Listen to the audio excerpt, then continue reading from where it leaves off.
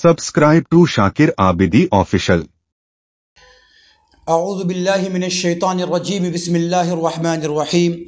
اتل ما اوحی الیک من الکتاب واقم الصلاة ان الصلاة تنہی عن الفحشاء والمنکر ولذکر اللہ اکبر صدق اللہ العظیم۔ یہاں سے 21واں پارہ شروع ہو رہا ہے اور اس آیت کے اندر اللہ تبارک و تعالیٰ نے ان ایمان والوں کے لیے، ان بڑی ہستیوں کے لیے ایک حکم عجیب طرح سے بیان کیا ہے کہ وہ آدمی جو دوسرے کو پیغام دینا چاہتا ہو، وہ آدمی جو دوسرے کو اللہ اس کے رسول صلی اللہ علیہ وسلم کی بات بتانا چاہتا ہو، اس کے اندر یہ 2 کوالٹی کم سے کم ہونی چاہیے۔ اولاً یہ 2 کوالٹی تو چاہیے ہی چاہیے۔ اس میں سے پہلی کوالٹی کیا؟ اتل ما اوحی الیک، کہ اللہ تبارک و تعالیٰ نے جو قرآن کریم نازل کیا ہے اس کی تلاوت کرنے والا ہو، وہ پڑھ کے اسے سنانے والا ہو، خود بھی پڑھنے والا ہو، اور جس کو وہ تبلیغ کر رہا ہے، جسے سمجھا رہا ہے، اس کو بھی پڑھ کر قرآن کریم سنانے والا ہو۔ یعنی کسی کے ہدایت میں قرآن کریم کے سننے کا سب سے بڑا تعلق اور اہم تعلق ہے۔ ہدایت کے لیے اللہ تبارک و تعالیٰ نے دنیا میں قرآن کریم نازل فرمایا ہے اور نبی اکرم صلی اللہ علیہ وسلم کو نازل فرمایا ہے۔ تو آپ صلی اللہ علیہ وسلم پردہ فرما چکے ہیں، مگر قرآن کریم بہرحال باقی ہے، لہذا ہدایت کے لیے سب سے مؤثر طریقہ قرآن کریم کا پڑھ کر سنانا، اس کو سمجھانا ہے۔ تو داعی کے لیے اگر کوئی کسی کو تبلیغ کر رہا ہے، اسلام کی اچھائی اور خوبی بتا رہا ہے، تو اس کے لیے سب سے پہلا کام یہ ہے کہ وہ قرآن کریم کی خود بھی تلاوت کرے اور سامنے والے کو بھی پڑھ کر سنائے۔ اور دوسری چیز کہ اللہ تبارک و تعالیٰ نے کہا وَأَقِمِ الصَّلَاةَ، اور نماز قائم کرتا ہو، یعنی اللہ تبارک و تعالیٰ کی عبادت میں خود بھی کوتاہی کرنے والا نہ ہو، اس لیے کہ انسان جو عمل کرتا ہے اس کے عمل کا تعلق باہر نظر آتا ہے، اس کا دل جیسا ہوتا ہے اس کے اثرات باہر مرتب ہوا کرتے ہیں۔ لہٰذا اگر کوئی بندہ خود بے عمل ہو اور لوگوں کو وہ عمل کی طرف بلائے تو ایسے آدمی کی بات عموماً لوگ تسلیم نہیں کرتے۔ ایک آدمی اگر بازو والے کی زمین دبا کر رکھے ہوا ہے، اس کے پیسے دبا کر رکھے ہوا ہے، فلاں کو ستا کر رکھے ہوا ہے، فلاں پر ظلم کر رکھا ہے اس نے، اب اگر وہ واضح نصیحت کرے گا تو لوگ کہیں گے بھائی دیکھو 70 چوہے کھا کر بلی چلی حج کو، خود تو سارے لوگوں کا حق مار رکھا ہے اور ہمیں نصیحتیں کر رہا ہے۔ تو ہدایت، دوسروں کے ہدایت کی کوشش کرنے والوں کے لیے یہ خاص طور سے بہت اہم ہے کہ وہ خود بھی عمل کا پیکر ہو، اس کے اعمال اچھے ہوں، دل اس کا اچھا ہو، تزکیہ اور متقی تزکیے والا اس کا دل ہو، تزکیہ اور پاکیزگی اس کے دل کے اندر ہو۔ اور اگر وہ عبادت کرتا رہے گا تو آگے اللہ تبارک و تعالیٰ نے کہا کہ ان الصلاۃ تنہی عن الفحشاء والمنکر، کہ اگر نماز وہ صحیح طریقے سے پڑھتا ہے تو نماز انسانوں کو بے حیائی اور ناپسندیدہ چیزوں سے، بری چیزوں سے روک دیتی ہے، روکنا شروع کرتی ہے۔ اس کا یہ مطلب نہیں ہوتا کہ بالکل چھوڑا ہی دیتی ہے، چھوڑانا الگ چیز ہے، روکنا الگ چیز ہے۔ یعنی بندہ جب نماز پڑھنے لگتا ہے، عبادت کرنے لگتا ہے تو اس کو گناہ کرتے ہوئے وزن ہوتا ہے۔ وہ سوچتا ہے اگر کوئی دیکھ لے گا، کسی کو پتہ چل گیا تو لوگ کیا کہیں گے کہ مجھے داڑھی ہے، میں نماز پڑھتا ہوں، میں فلاں نیکی کا کام کرتا ہوں، لوگوں کو نیکی کی طرف بلاتا ہوں، اب مجھے سے ایسا ہو رہا ہے، میں ہی ایسا کر رہا ہوں، لوگ جانیں گے تو کیا کہیں گے؟ تو یہ جو روک رہا ہے اندر سے اس کا دل اسے، یہ بھی ایک طرح سے نماز جو پڑھ رہا ہے اس کا روکنا ہے۔ تو اللہ تبارک و تعالیٰ نے کہا ہے کہ بندہ جب نماز پڑھتا ہے تو نماز اس کو بے حیائی اور بری چیزوں سے روک دیتی ہے۔ آگے اللہ تبارک و تعالیٰ نے ہجرت کے حکم کا تذکرہ کیا ہے کہ دیکھو اگر اللہ کی عبادت کرنے میں اور اللہ کے دین پر عمل کرنے میں تمہیں دشواری ہونے لگے کہیں پر بھی، اور اس پر عمل کرنا مشکل ہو جائے، لوگ تمہیں ستانے لگیں، اللہ کے حکم پر عمل نہ کرنے دے، تو یاد رکھو کہ یہی ایک زمین نہیں ہے، یہی ایک زمین نہیں ہے، بلکہ اللہ تبارک و تعالیٰ کی زمین بہت وسیع ہے۔ اس زمین کو چھوڑو اور دوسری طرف ہجرت کرو جہاں تم اللہ اس کے رسول کا نام لے سکتے ہو۔ اللہ تبارک و تعالیٰ نے اس کا تذکرہ کیا ہے، یا عبادی الذین آمنوا، اے اہل ایمان، اے ایمان والو، ان ارضی واسعہ، میری زمین بہت وسیع ہے، فایای فاعبدون، لہذا میری ہی عبادت کرو، میرے علاوہ اگر کسی اور کی عبادت کرنے کے لیے کوئی کہے اس کی باتوں پہ کان نہ دھرو، اور اگر کوئی تمہیں مجبور کرے، اللہ کی عبادت کو چھوڑنے پہ مجبور کرے، غیر اللہ کی عبادت کرنے پر مجبور کرے، تو ایسے زمین سے ہجرت کرو، دوسری زمین کی طرف نکلو جہاں اللہ تبارک و تعالیٰ تمہارے لیے بہتر راستہ پیدا کرے گا۔ اچھا، ایک سوال یہ پیدا ہوتا ہے کہ آدمی جہاں رہ رہا ہوتا ہے وہاں سے چھوڑ کر جانا اس کے لیے بہت مشکل ہوتا ہے، بہت زیادہ مشکل۔ وہاں کاروبار سیٹ اپ ہوتا ہے، اس کی فیملی سیٹ ہوتی ہے، اس کا گھر مکان سیٹ ہوتا ہے، اس کو وہاں جاننے والے لوگ ہوتے ہیں، آمدنی کے ذرائع ہوتے ہیں، رزق کا ذریعہ لگا ہوا ہوتا ہے۔ اب اگر وہ گھر چھوڑ کر، پوری آبادی چھوڑ کر کسی نئی جگہ پر جا کر بسنا چاہے تو اس کو بہت سی پریشانیوں کا سامنا کرنا پڑتا ہے۔ گھر وہاں اس کا حقیقی نہیں ہوتا ہے ذاتی، ایسے ہی وہاں رزق کے ذریعے بھی نہیں معلوم ہوتے ہیں کہ پتہ نہ وہاں رزق کا ذریعہ کیا بنے گا، کمانے کھانے کا کیا ذریعہ بنے گا، بچے کیسے سیٹ ہوں گے، ان کے تعلیم کا ذریعہ کیا بنے گا۔ ان ساری چیزوں کا ٹینشن انسان کے نظروں کے سامنے ہوتا ہے۔ اللہ تبارک و تعالیٰ نے اس کا جواب آگے ہی آیت میں دے دیا ہے، وَكَأَيٍّ مِّن دَابَّةٍ لَا تَحْمِلُ رِزْقَهَا اللَّهُ يَرْزُقُهَا وَإِيَّاكُمْ وَهُوَ السَّمِيعُ الْعَلِيمُ، کہ اللہ تعالیٰ نے کہا کہ اگر تم ہجرت کرو گے اللہ کی رضا کے لیے، اور یہاں پہ تمہاری ساری چیزیں سیٹ ہے، تم سمجھتے ہو ہم ہجرت کر کے دوسری طرف جائیں گے تو کیسے رہیں گے، کیا کھائیں گے، کیسے جئیں گے؟ اللہ تبارک و تعالیٰ کہتا ہے وَكَأَيٍّ مِّن دَابَّةٍ، ہزاروں لاکھوں جاندار ایسے ہیں جن جانداروں نے اپنے رزق کی ذمہ داری اپنے اوپر نہیں لے رکھی، یعنی جو کہیں بھی جاتے ہیں تو اپنا رزق اپنے ساتھ میں اٹھا کر نہیں لے جاتے۔ آپ نظر اٹھا کر دیکھ لیجئے سوسائٹی معاشرے میں کہ ہزاروں جاندار ایسے ہیں جن جانداروں کی صفت یہ ہے کہ وہ جہاں کہیں بھی جائے ساتھ میں اپنا رزق لے کر نہیں جاتا۔ کوئی بھی جانور ساتھ میں اپنا کھانا پینا لے کر نہیں جاتا، خالی ہاتھ جاتا ہے۔ اللہ تبارک و تعالیٰ وہیں پہ جہاں وہ جاتا ہے اس کے رزق کا انتظام فرما دیتے ہیں۔ اللہ تبارک و تعالیٰ یہ بات بتا کر بندوں کو یہ تسلی دے رہے ہیں کہ دیکھو، ایک جانور جس کے پاس اتنی عقل نہیں ہے، اتنا شعور نہیں ہے، اس کے باوجود وہ ایک جگہ سے دوسری جگہ ہجرت کر جاتا ہے، سینکڑوں کلومیٹر دور چلا جاتا ہے، لیکن اپنے ساتھ اپنا رزق لے کر نہیں جاتا۔ اللہ تبارک و تعالیٰ وہاں بھی اس کے کھانے کا انتظام کرتا ہے۔ ایسے ہی تم اگر اللہ کی رضا کے لیے ایک زمین چھوڑ کر دوسری زمین کی طرف ہجرت کرو گے تو اللہ تبارک و تعالیٰ تمہیں بھوکا نہیں رکھے گا۔ ہاں، آزمائشیں آ سکتی ہیں، تمہارے درجات کے بلند ہونے کے لیے آزمائشیں آ سکتی ہیں، اس سے انکار نہیں ہے، لیکن اللہ تبارک و تعالیٰ تمہیں بھوک سے ضائع نہیں کرے گا، اللہ تمہارے رزق کا انتظام کرے گا۔ تو اللہ تبارک و تعالیٰ کہتے ہیں کہ کوئی جانور اپنا رزق ساتھ لے کر نہیں جاتا، ہم ہی اسے رزق دیتے ہیں، وَإِيَّاكُمْ، اور تمہیں بھی ہم ہی رزق دیتے ہیں۔ تم یہاں اپنے جگہ پر رہ کر اگر کھا رہے ہو تو اس سے یہ نہ سمجھنا کہ میں محنت کر رہا ہوں تب کھا رہا ہوں۔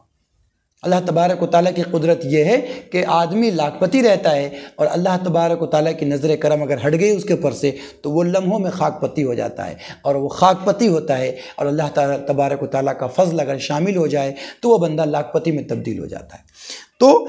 ہجرت کرتے ہوئے تمہیں گھبرانا نہیں ہے، دین کی حفاظت کرنے کے لیے تمہیں جو قدم اٹھانا پڑے وہ قدم ضرور اٹھاؤ۔ آگے اللہ تبارک و تعالیٰ نے پھر کفار مکہ کے ان صفات کا تذکرہ کیا ہے جو اللہ تبارک و تعالیٰ پہلے کئی مرتبہ کر چکے ہیں، اور جو آپ پچھلے ایپیسوڈ میں سن چکے تھے کہ جب جب ان لوگوں کو کفار مکہ کو بھی کوئی پریشانی ہوتی تھی، یہ بیمار پڑتے تھے یا سمندر میں کشتیوں میں جا رہے ہوتے تھے اور کبھی مصیبت میں پھنس جاتے تھے تو اللہ کو پکارتے تھے، خالص اللہ کو پکارتے تھے کہ اللہ پیدا کرنے والے، او میرے مالک ہماری حفاظت فرما لے۔ اور پھر جب اللہ تبارک و تعالیٰ اس کی حفاظت کر کے اسے نجات دے دیتا تو پھر یہ کہتے کہ ہاں اللہ تبارک و تعالیٰ تو ہے سب سے بڑا، مگر یہ جو بت ہیں یہ ہمارے سفارشی ہیں، یہ اللہ تبارک و تعالیٰ تک ہمارا پیغام لے کر جاتے ہیں۔ اللہ تعالیٰ نے اس کو غلط کہا ہے کہ دیکھو ایسا نہ کرو، اذا ہم یشرکون، اچانک کے لوگ شرک کرنے لگتے ہیں، حالانکہ اللہ کی ذات وہ ہے جس کو شرک سے بالکل نفرت ہے، شرک اللہ تبارک و تعالیٰ پسند نہیں کرتا۔ اللہ تبارک و تعالیٰ کی جب جب نافرمانی کی جاتی ہے اللہ تبارک و تعالیٰ کو غصہ آتا ہے، لیکن اتنا غصہ نہیں آتا۔ اللہ تبارک و تعالیٰ کا کسی نے حکم توڑا اور وہ نماز نہیں پڑھی اس نے، تو اللہ تبارک و تعالیٰ کو غصہ تو آتا ہے مگر اتنا غصہ نہیں آتا۔ ایسے ہی اللہ تبارک و تعالیٰ کی نافرمانی کی جھوٹ بولا، اللہ تبارک و تعالیٰ کو غصہ تو آتا ہے مگر اتنا غصہ نہیں آتا۔ ایسے ہی ایک انسان نے زنا کر لیا، اللہ تبارک و تعالیٰ کو غصہ تو آتا ہے مگر اتنا غصہ نہیں آتا۔ ایسے ہی ایک بندے نے دوسرے پر ظلم کر دیا، اللہ تبارک و تعالیٰ کو غصہ تو آتا ہے مگر اتنا غصہ نہیں آتا۔ ایسے ہی ایک بندے نے دوسرے کا مال ہڑپ کر کے رکھ لیا، اللہ تبارک و تعالیٰ کو غصہ تو آتا ہے مگر اتنا زیادہ غصہ نہیں آتا۔ ایسے ہی ایک بندے نے والدین کی نافرمانی کر دی، اللہ تعالیٰ کو غصہ تو آتا ہے مگر اتنا غصہ نہیں آتا۔ جتنا غصہ اور جتنا برا اللہ تبارک و تعالیٰ کو اس وقت لگتا ہے، اور جتنا غصہ اللہ تبارک و تعالیٰ کو اس وقت آتا ہے جب بندہ اللہ تعالیٰ کے ساتھ شرک کرتا ہے۔ اس لیے کہ اللہ تبارک و تعالیٰ تو غیرت مند ہے نا، اللہ کا حق ہے کہ اسے رب مانا جائے۔ جب اس کے حق کے ساتھ بندہ چھیڑ چھاڑ کرے گا، کسی دوسرے کو اللہ تعالیٰ کے مقام پر بیٹھائے گا، تو اللہ تبارک و تعالیٰ کو غصہ آنا یہ تو فطری شے ہے۔ آگے سورہ روم شروع ہو رہی ہے، جس کے اندر اللہ تبارک و تعالیٰ نے دو بہت بڑی بڑی پیشن گوئی کی ہے۔ قرآن کریم کے سچے ہونے کی جہاں بہت ساری دلیل ہے، وہاں پہ ایک دلیل یہ بھی ہے، سورہ روم بھی ہے، جس کی شروع کی آیتیں اللہ تبارک و تعالیٰ نے پیشن گوئی کے طور پہ نازل فرمائی ہے۔ اس زمانے میں یہ تھا کہ دو بڑی طاقتیں تھیں، جیسے آج کے وقت میں رشیا اور امریکہ ہے، ایسے ہی اس زمانے میں دو بڑی طاقتیں تھیں، اور یہ دونوں بڑی طاقتیں پوری دنیا پہ بھاری پڑتی تھیں۔ ایک اس میں سے فارس یعنی ایران تھا، اور دوسرا روم تھا، جو آج کے زمانے میں سیریا وغیرہ کا علاقہ ہے۔ تو وہ روم کا بادشاہ، شام کا بادشاہ، یہ اس وقت ہرقل کہلاتا تھا اور قیصر کہلاتا تھا، اور وہاں کا بادشاہ ہرقل تھا۔ یعنی جو آدمی بھی، جو فرد بھی شام کا بادشاہ ہوتا تھا، روم کا بادشاہ ہوتا تھا، اسے قیصر کہتے تھے، اور جو ایران کا بادشاہ ہوتا تھا، فارس کا بادشاہ ہوتا تھا، اس کو کسریٰ کہتے تھے۔ تو یہ جو ایرانی لوگ تھے یہ آگ کی پوجا کرتے تھے، آگ کی پرستش اور اس کی عبادت کرتے تھے، اور یہ جو شامی تھے، رومی لوگ تھے، یہ روم کے لوگ حضرت عیسیٰ علیہ السلام کو مانتے تھے، یعنی عیسائی تھے۔ اب ظاہر بات ہے کہ عیسائی چونکہ آسمانی دین کو مانتے تھے، تو ایک نسبت نبی اکرم صلی اللہ علیہ وسلم سے یا مسلمانوں سے، کہ نبی اکرم صلی اللہ علیہ وسلم بھی ایمان کی طرف دعوت دیتے ہیں، آسمانی دین کی طرف دعوت دیتے ہیں، اور اللہ کی کتاب کی طرف دعوت دیتے ہیں، اور یہ بھی اہل کتاب تھے۔ اور چونکہ کفار مکہ بتوں کی پوجا کرتے تھے، اور جو ایران والے تھے یہ بھی چونکہ آگ کی پوجا کرتے تھے، تو ان کی قربت اس سے تھی۔ ان دونوں میں جنگ ہوئی، یعنی ایران میں اور روم میں، دونوں میں جب جنگ ہوئی تو جو کسریٰ تھا، یعنی فارس کا، ایران کا جو بادشاہ تھا، آگ کا پجاری، یہ روم پہ غالب آ گیا، اور بہت دور تک اس کے ملک فتح کرتا چلا گیا، اس کے شہر فتح کرتا چلا گیا۔ یہ خبریں جب یہاں آتی تھی تو مسلمانوں کے دل میں یہ بات تھی کہ روم اگر جیت جاتا تو زیادہ بہتر تھا، کیونکہ اگر عیسائی جیتتے، کرسچن جیتتے، تو اس کا مطلب تھا کہ کسی نبی کو ماننے والے جیتے ہیں۔ لیکن اللہ تبارک و تعالیٰ کا حکم ایسا تھا کہ فارس جیت گیا، تو مکہ والوں کو یہ موقع مل گیا، انہوں نے مسلمانوں کو چڑھانا شروع کیا کہ دیکھو جس طریقے سے آسمانی دین کی طرف دعوت دینے والے عیسائی جو کہتے ہیں کہ ہمارے پاس آسمانی دین ہے اور ہم نبی کو مانتے ہیں، یہ ان لوگوں کو مارا جا رہا ہے، یہ شکست کھا رہے ہیں، اور پوجا کرنے والے، آگ کی پرستش کرنے والے یہ جیت رہے ہیں، غالب آ رہے ہیں۔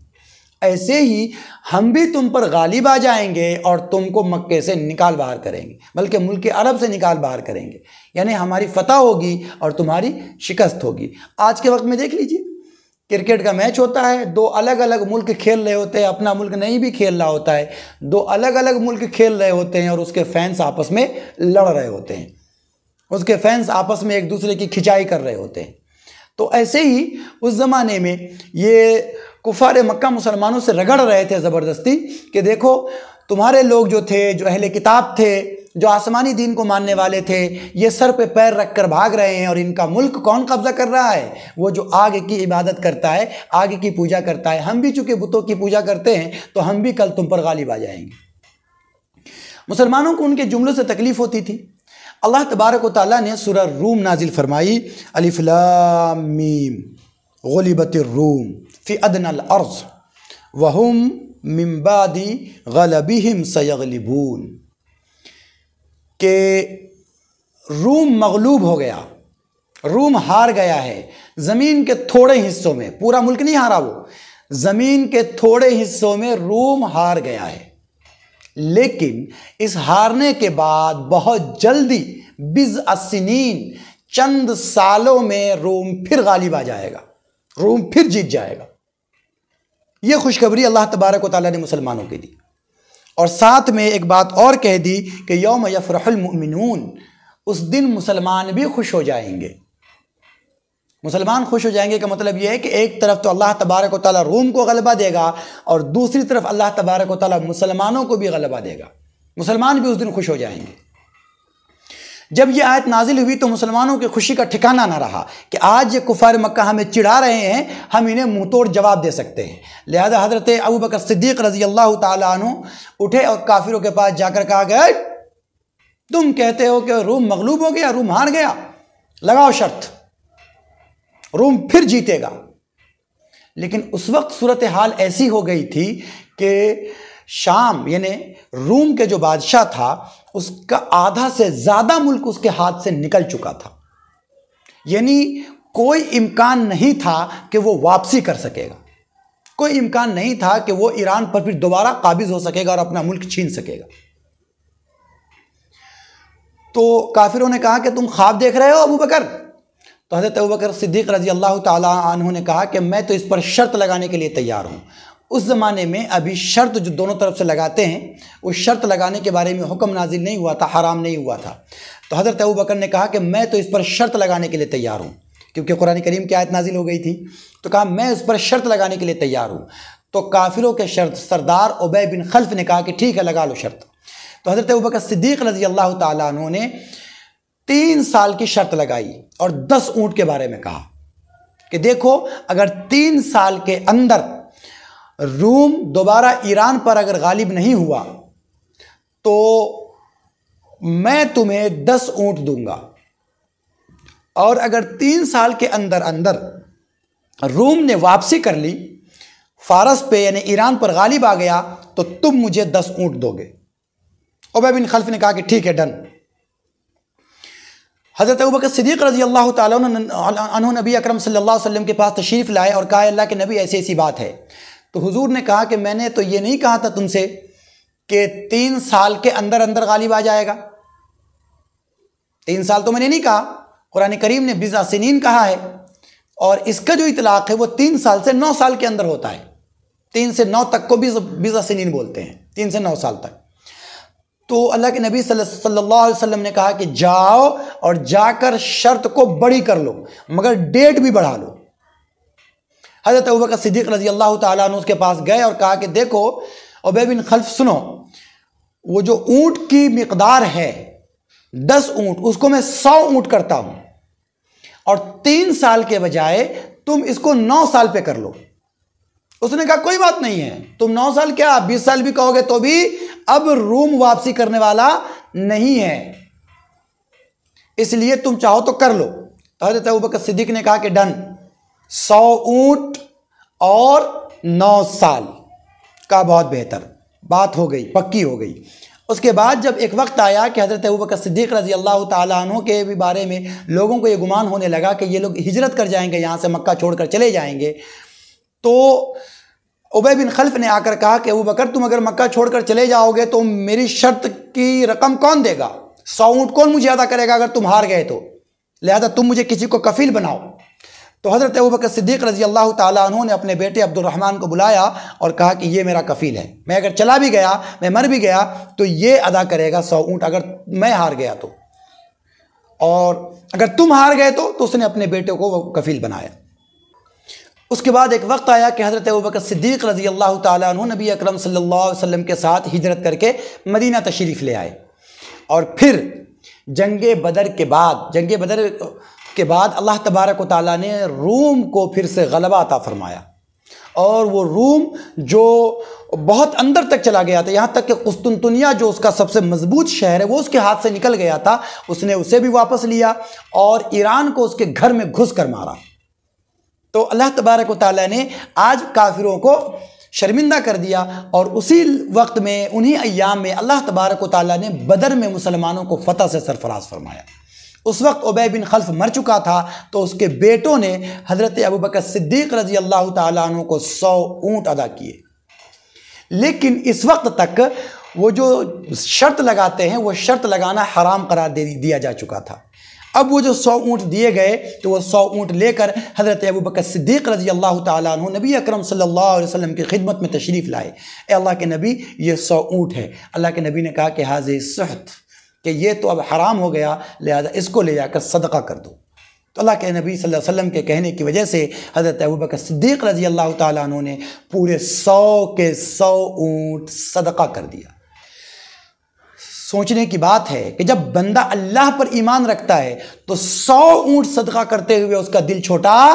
نہیں ہوتا. آج ہمارے مسلمانوں کا پیسہ بینکوں میں رکھا رہتا ہے، 20 لاکھ 25 لاکھ 50 لاکھ 10 لاکھ، اس کا جو انٹرسٹ آتا ہے، جو اس کا سود آتا ہے، اس سود کو اگر کہا جائے کہ یہ حرام ہے، اللہ کی رضا کے لیے بنا ثواب کی نیت کے اس کو صدقہ کر دو، کسی کو دے دو، تو اس میں بھی بعض لوگوں کی جان نکلنے لگتی ہے،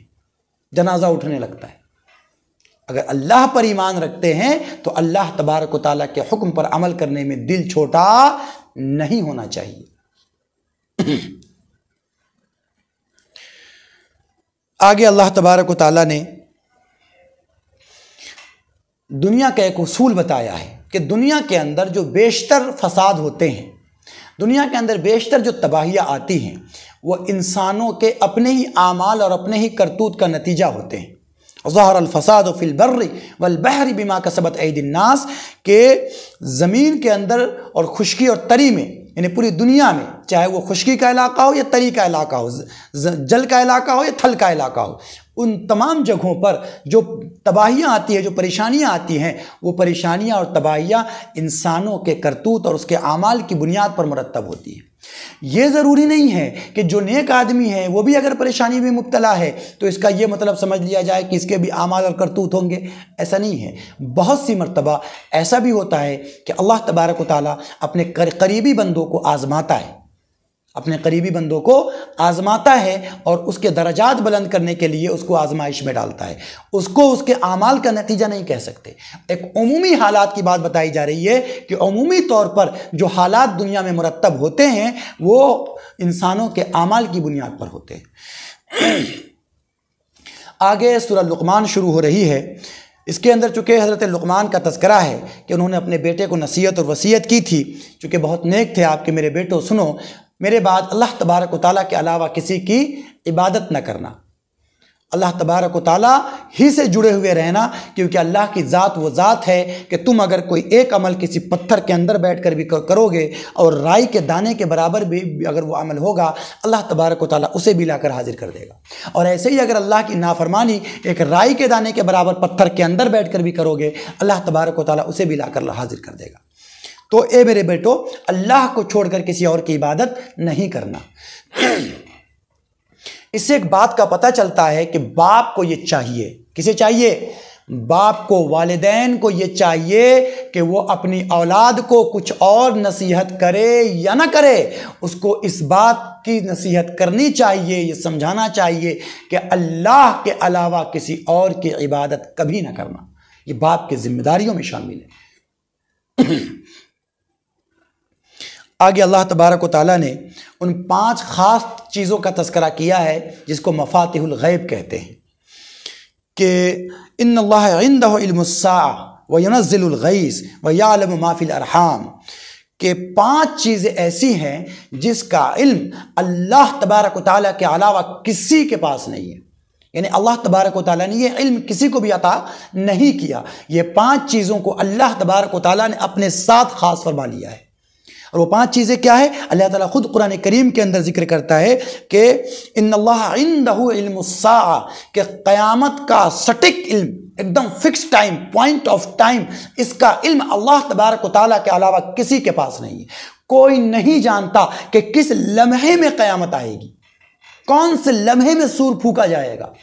اس کے بارے میں حضرت جبریل علیہ السلام نے اللہ کے نبی صلی اللہ علیہ وسلم سے پوچھا بھی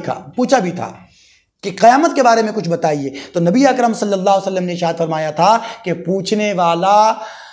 بتانے والا پوچھنے والے سے زیادہ نہیں جانتا، یعنی جتنا تمہیں معلوم ہے جبریل اتنا ہی مجھے بھی معلوم ہے. یعنی فکس ٹائم قیامت کے بارے میں کہ کس لمحہ اللہ تبارک و تعالیٰ پوری کائنات کو ختم کرے گا، اس کا علم اللہ کے علاوہ کسی کے پاس نہیں.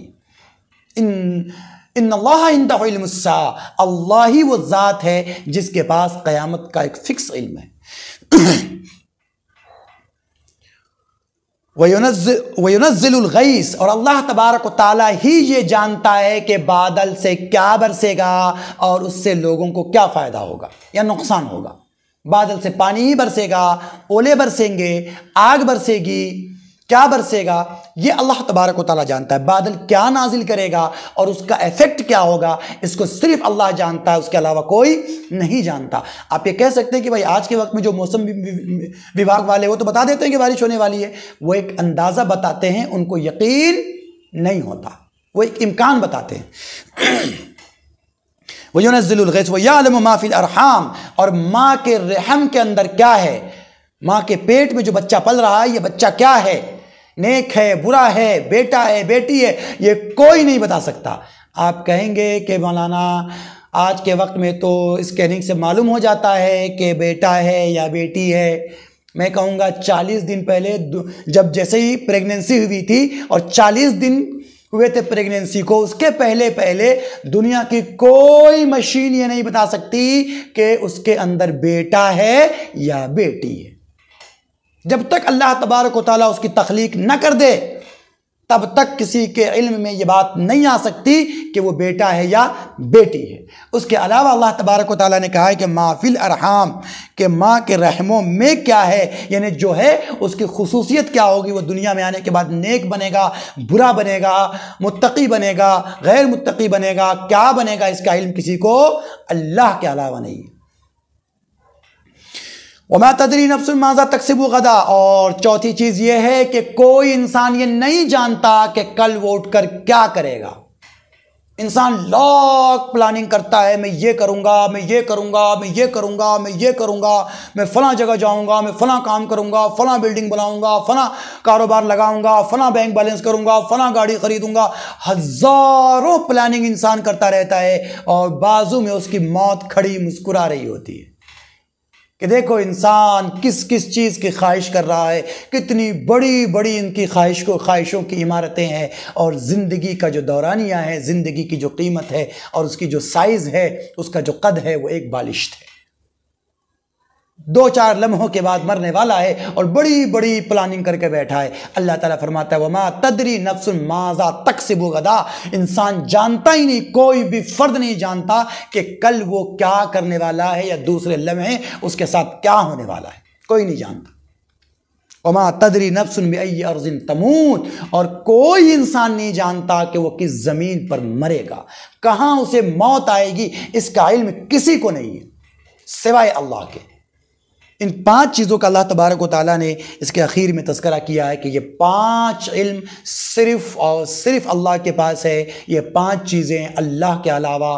کوئی نہیں جانتا۔ آگے سورۃ السجدہ شروع ہو رہی ہے، جس کے اندر اللہ تبارک و تعالیٰ نے توحید کے بنیادی باتیں اور رسالت کی بنیادی باتیں بیان کی ہیں، اور اپنے ایک ہونے کے دلائل مختلف طریقوں سے جیسے دوسری صورتوں کے اندر دی گئی ہے، ایسے ہی اللہ تبارک و تعالیٰ نے اپنی توحید کی کئی ساری دلیلیں اس میں بھی ذکر فرمائی ہے۔ اس میں سے ایک وہ مشہور دلیل ہے جو پہلے بھی کئی مرتبہ ذکر کر چکے کہ اللہ تبارک و تعالیٰ کی ذات وہ ذات ہے جس نے پوری یونیورس کو پیدا کیا، پوری کائنات کو پیدا کیا۔ ہم ایک دنیا کے اندر رہتے ہیں، یہ بہت چھوٹی دنیا ہے،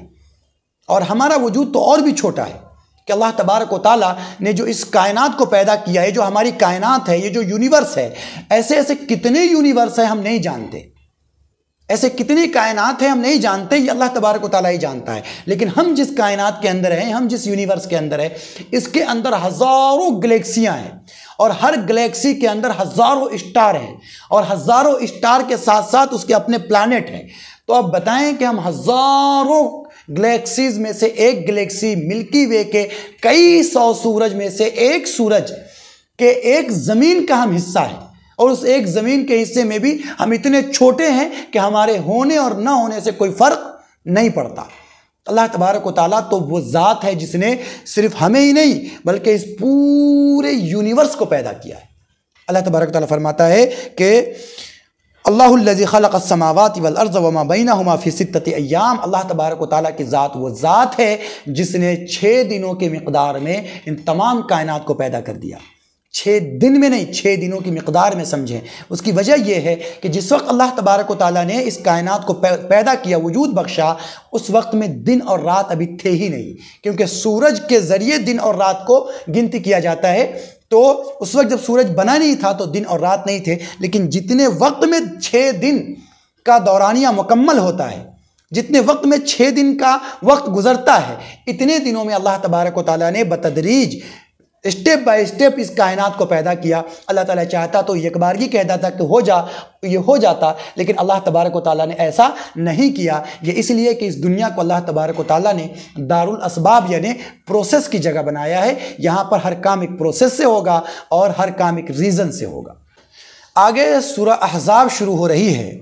جس کے اندر اللہ تبارک و تعالیٰ نے چند بہت اہم مسائل کا تذکرہ کیا ہے اور بہت اہم بات بتائی ہے۔ اس کے اندر ایک لے پالک یعنی منہ بولا بیٹا جو ہوتا ہے، اس کے احکام بیان کیے گئے ہیں،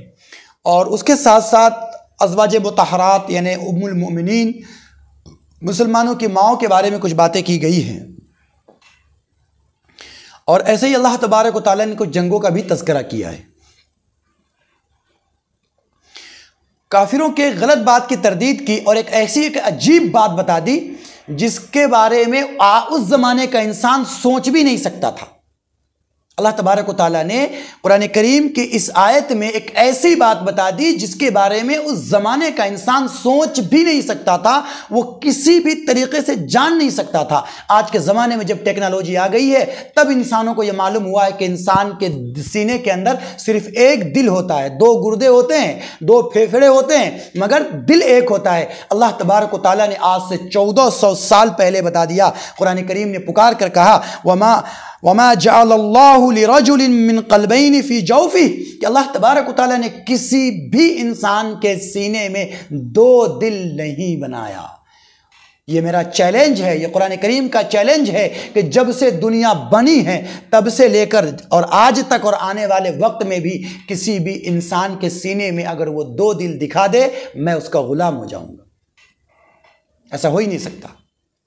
کسی کا 2 دماغ ہو سکتا ہے، 2 دل نہیں ہو سکتا۔ کفار مکہ کی ایک عادت تھی کہ جب کوئی بندہ کسی بات کی گہرائی تک پہنچتا تھا، چھان بین کرتا تھا، تو اس کے بارے میں یہ لوگ خیال کرتے تھے کہ اس کے پاس 2 دل ہے، اس لیے چھان بین کر کے وہاں تک پہنچ جاتا ہے، گہرائی تک پہنچ جاتا ہے۔ اللہ تعالیٰ نے اس کے اس خیال کی تردید کی کہ جب اللہ تبارک و تعالیٰ نے کسی کو 2 دل سے نوازا ہی نہیں، 2 دل کسی سینے میں پیدا ہی نہیں کیا، تو پھر انسان کہ سینے میں 2 دل کہاں سے آ جائے گا کہ وہ کسی گہرائی تک پہنچ سکے۔ جو بھی کسی گہرائی تک پہنچتا ہے وہ اللہ تبارک و تعالیٰ کے فضل سے پہنچتا ہے۔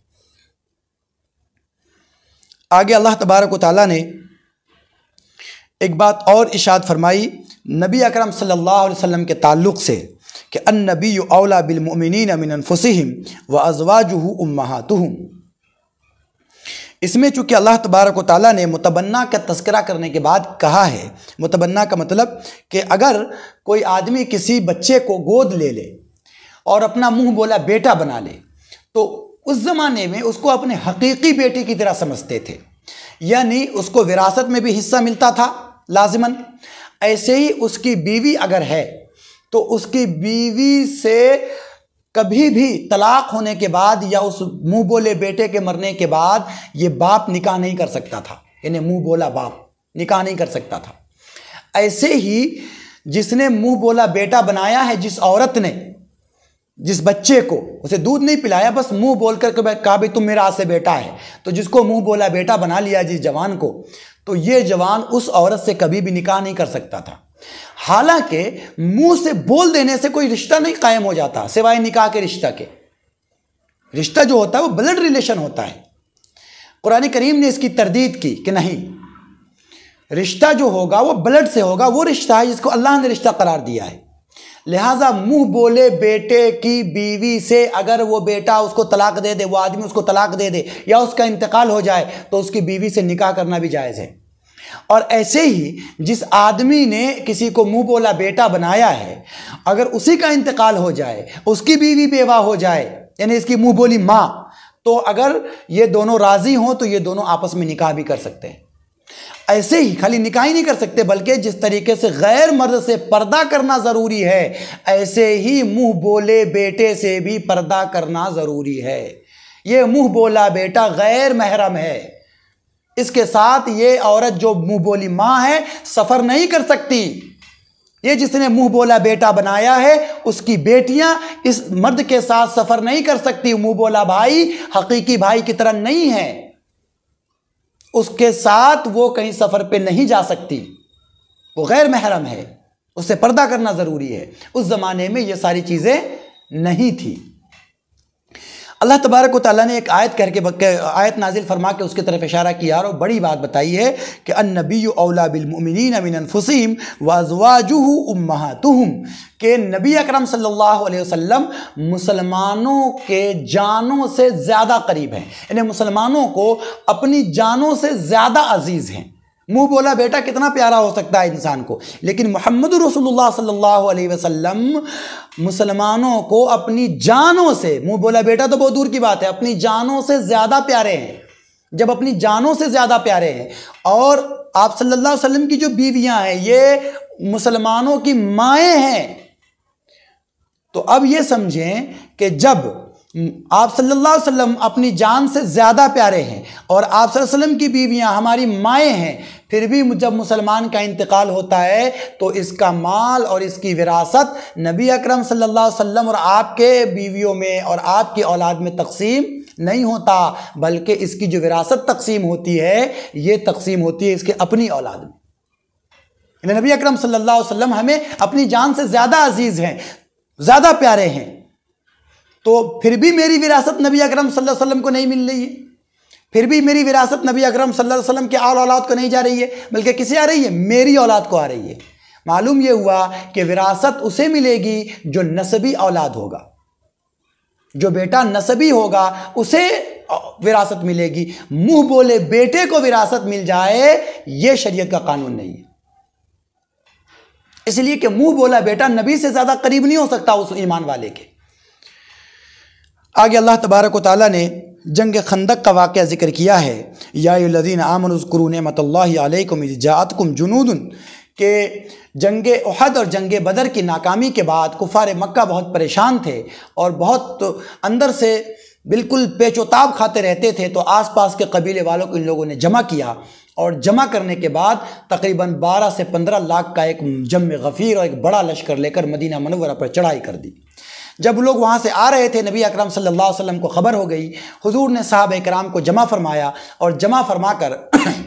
مشورہ کیا کہ کیا کرنا چاہیے۔ حضرت سلمان فارسی رضی اللہ تعالی عنہ انہوں نے مشورہ دیا، اے اللہ کے نبی مدینہ کے 3 طرف پہاڑ ہے اور ایک طرف کھلی جگہ ہے جس طرف سے یہ کافر مکہ میں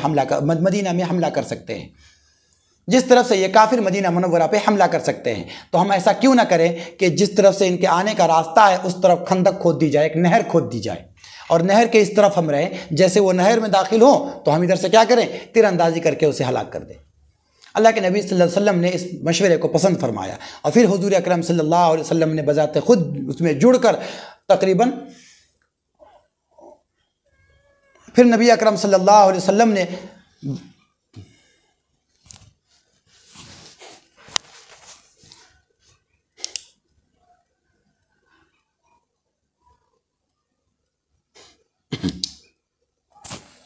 پھر نبی اکرم صلی اللہ علیہ وسلم نے صحابہ کرام کو ساتھ لے کر خندق کھود دیا اس سمت میں جس سمت سے کافر آنے والے تھے۔ تو اللہ تبارک و تعالیٰ نے اس کا تذکرہ کیا ہے کہ یہ لوگ جب بہت زیادہ تم پر چڑھے آ رہے تھے تو اللہ تبارک و تعالیٰ نے تمہاری مدد فرمائی، اور اس طریقے سے کہ تقریباً ان لوگوں نے ایک لمبے وقفے تک محاصرہ کر رکھا تھا، اور پھر اللہ تبارک و تعالیٰ کی مدد ایسے آئی کہ بہت تیز بارش ہوئی اور آندھی آئی اور ان کے جو خیمے تھے وہ اڑ اڑ کے دور چلے گئے، ان کے بھگونے اور کھانے اور پینے کا سامان پورا تہس نہس ہو کر رہ گیا۔ اس طریقے سے ان لوگوں کی ہمت ٹوٹ گئی اور یہ لوگ واپس چلے گئے۔ اللہ کے نبی صلی اللہ علیہ وسلم نے مٹی اٹھائی اور پھینکی ان کی طرف اور کہا کہ انشاءاللہ اب یہ ہماری طرف نہیں آئیں گے، اب ہم جائیں گے۔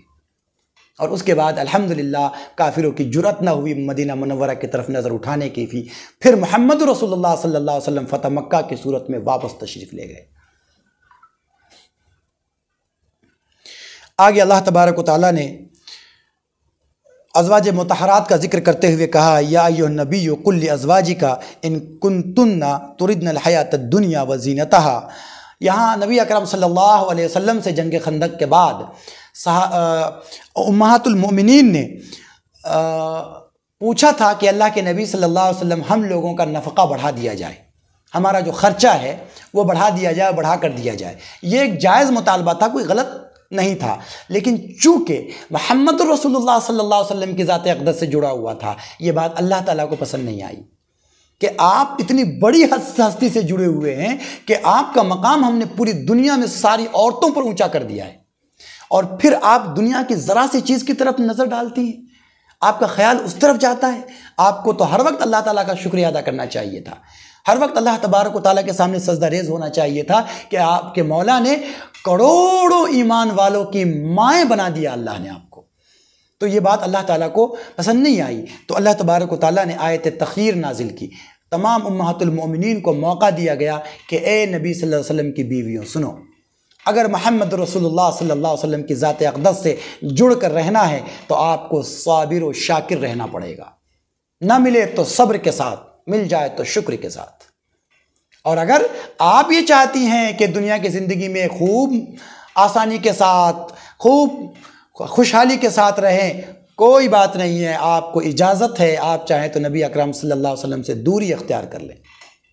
کھلے طور پر امہات المومنین کو یہ بات کہہ دی گئی، لیکن قربان جاؤں اپنی ماؤں پر، ہزاروں عصمتیں اور ہزاروں جوان اور ہزاروں جانیں قربان ہوں ہماری ماؤں پر،